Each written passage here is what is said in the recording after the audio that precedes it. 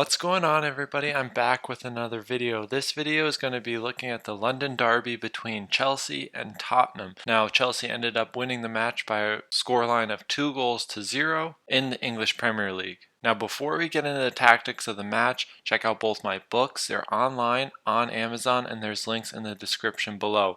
Also, be sure to check out Keyframe. It's how I'm making this video, and there's a link to that in the description as well. And let's get right into the video. So Tottenham, when they were building from the back, had their goalkeeper split two of their central defenders, Sanchez and Eric Dyer.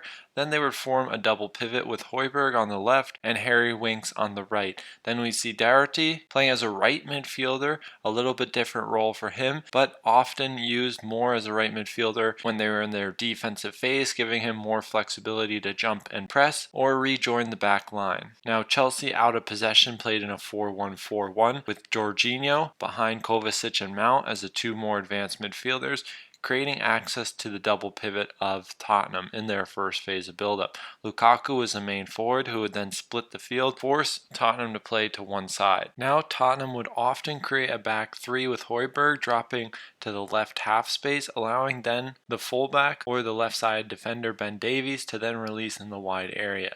This would then create a back three and Harry Winks as a single pivot. Chelsea in their 4-1-4-1 would often see the two central midfielders being dragged out, with then Jorginho supporting in a position of depth between the lines, covering the press, allowing more freedom to these players. Hakim Ziyech and Callum Hudson-Odoi played a bit deeper role in almost a 4-3-2-1 as we see here, with then the jumping of the central midfielders. Now we get a pretty good look at Chelsea's 4-1-4-1 here, with then the wide midfielders of Chelsea orienting themselves to the fullbacks of Tottenham. So this often made them play in a much deeper role because Tottenham would create this back three, allowing their fullbacks to then go higher up the field and play more as wingbacks. Then we would have our double pivot with Højbjerg often dropping between central defenders, allowing Ben Davies to then release into the wide area, and then allowing the left-sided midfielder to invert and occupy a more dangerous area. The space around Jorginho wasn't exploited as I thought it might be because of the use of cover shadows and good positioning from the Chelsea holding midfield. Now moving into the second half, looking at the build-up shape for Tottenham, going with Højbjerg dropping again deeper in the left half space,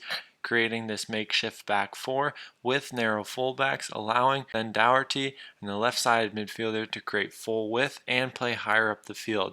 Then we would then have three-man midfield with Bergwijn and Lucas Moura playing through the half space and Harry Kane as the lone forward. So changing up the shape slightly for Tottenham Hotspur against the Chelsea defense in their 4-1-4-1. And the wide midfielders for Chelsea were often oriented towards the wide players of Tottenham Hotspur, often giving them a deeper position and almost looking to create a back five at times. Then Jorginho positioning himself between the line would shift across to the ball side, cover the near-sided attacking midfield because on the weak side, this attacking midfielder didn't have direct access to the ball because of the distance of the pass and the compactness of Chelsea's shape. Now a little bit different look for Chelsea as we see Chelsea going with a back four. So in their build-up, their goalkeeper would split the back four, releasing the fullbacks as Azpilicueta playing in a more narrow position, with Jorginho as the clear single pivot throughout the whole of this match. Tottenham go with a 4-4-2 to start off the match, and in their pressing phase they often went with a 4-1-3-2,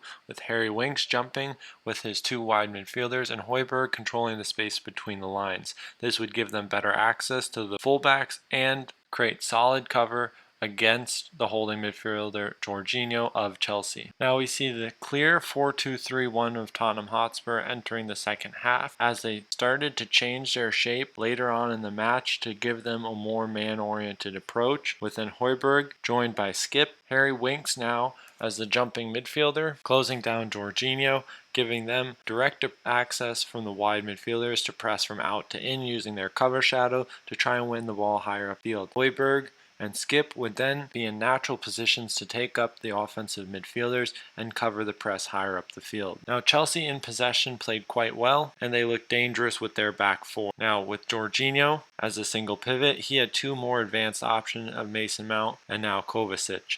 Kovacic played a little bit deeper and had a little bit more versatility coming back towards the ball, as Mason Mount often made runs in behind and occupied the space higher upfield. Hakim Ziyech and Callum Hudson-Odoi had freedom as the wide midfielders to then come narrow depending on the actions deeper within the team, and Romelu Lukaku as their number 9, looking to hold the ball up and play off of his inside midfielders. Tottenham played in a 4-4-2 and often staggered their midfield, as we see in situations like this, so the two holding midfielders would often be on different horizontal and vertical lines, give them better access to the Chelsea players, and the two forwards would look to split access between a single pivot and try and cut circulation and isolate the ball to one side. Now with the tactical change around the 57th minute, we see Tottenham go with a 4-2-3-1 to then more easily match up against Chelsea's shape. So with this, we have direct access to the two attacking midfielders,